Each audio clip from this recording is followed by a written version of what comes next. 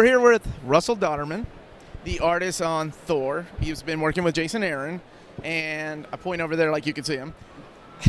And now you're on War of the Realms, right? Yeah, War of the So Realms. this book it was handed to you like right after you finished the Jane Foster book, right? Yeah, I started this almost immediately after wrapping up the Jane Foster run, and it was great to just keep going with the same creative team and to tie in a lot of the threads we were working with. So it's been a joy to work with both Jason and Matt. So to keep doing it is really great. So let's backtrack just a little bit. How is it that you broke into comics? How did you get into Marvel or just making comic books? Well, I started out doing stuff in costume design for film. I was an illustrator for costume designers, so I'd draw their sketches and stuff. And that was fun, but it wasn't really what I wanted. And when I made a big push for comics, I started working at smaller publishers and tried to get noticed at Marvel and DC, but I still needed to improve a lot. And I did this X-Men fan art. Yes, I'm familiar with it. Yeah. I'm going to post it right here Okay. because it's that beautiful. Well, this. Maybe down here, but anyway. This. So it was of basically the X-Men the animated series team, which is what got me into comics originally. Was on point, Oh, thank you very much. She never gets enough love, so I put her, up front.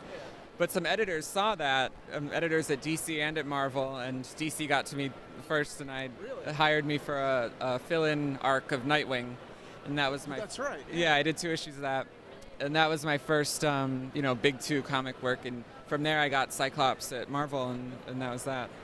And then eventually they moved you over to Thor, huh? Yeah, and that was such a perfect fit for me because I love mythology and I loved the Thor books, and it was just a perfect fit.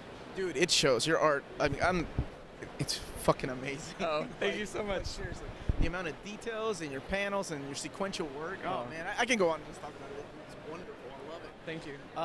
Now, who are your favorite, so you were wanting to break into comics. Did you read comic books growing up? Oh, of course. X-Men the animated series, That was your segue? I jumped right into comics because the characters all looked exactly the same as they did on that show. So, when I went to the comic book store, I could really easily find what I wanted. And I've been reading comics, since I was 8 years old or so. And, I always knew that I wanted to do it. But, when you're in art, you're trying to think, well, can I make money at this, or can I break in? And it was a lot of years of, going to conventions like this and doing portfolio reviews and trying to get noticed before I made it. So any characters out there that who's your favorite character to draw that you've done so far? I really love drawing Jane Foster Thor. Yeah. And I love drawing Jane Foster, the human version. It's really fun to do the dichotomy between the two and how, even though Jane has been really skinny and weighed down with illness and looks sick, I try to give her something strong in her eyes and in her face to make her as strong as she is when she's Thor. So in War of the Realms, this is a huge Marvel event. So you got to draw a lot of new characters that you haven't played with before. Oh yeah, we're bringing in so many of the Avengers and the Punisher and Captain Marvel. Wolverine, yeah. Most of the X-Men are off doing the, Age of X-Men stuff, but Wolverine's in it, and that was a real joy to draw. But the real fun part is how all these characters are mashing up with all the Asgard stuff, and that's really been fun. Oh, that's right. Yeah, So how far in advance do you have, you get the script, just give me a quick rundown. You get the script from Jason. How far in advance do you have to have that issue done before it goes into a monthly press? War of the Realms, what you said. What issue are you currently on? Well, I'm currently on issue 6, and that's the final one? Yeah. So we had 5 issues drawn and done before the first one went to the printer. So unless something horrible happens, hopefully it'll come out on time, and it'll just be me for the main event series.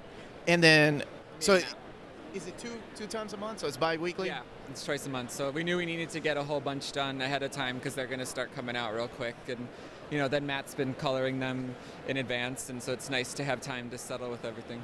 So I have to ask, as a comic book fan, do you read the script first and then draw them? Or are you I got to find out what happens first? Oh, I read it, and I read it through a few times, and I'll jot down notes. And, Jason's scripts are so wonderful that, they're just a joy to read, and they're just really fun. And I usually am a little bit how am I going to do this and how am I going to do that? But I often get caught up in oh, this is cool, because it's just great writing. So what does the future hold for Russell Dauterman? After War of the Realms, have they announced anything for you that you're doing yet? They haven't, but it will be with Marvel. I'll be sticking with them for a while. So you know what you'll be doing? I cannot say anything about You it. cannot say, okay. But it will be Marvel. Awesome. So before we sign off, any words of advice to somebody out there that's much like you, Tumblr? Like, what would you say to somebody that's trying to make it as an artist? You know, like I was saying, I came to these conventions and tried to get portfolio reviews, and sometimes you get them. I often didn't.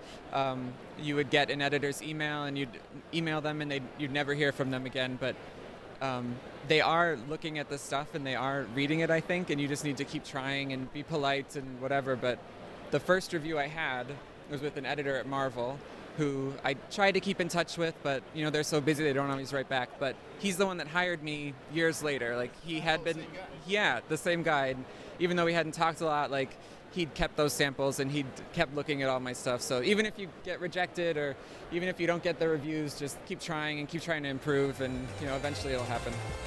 Thank you so much. It was a pleasure, man. Thank you very much.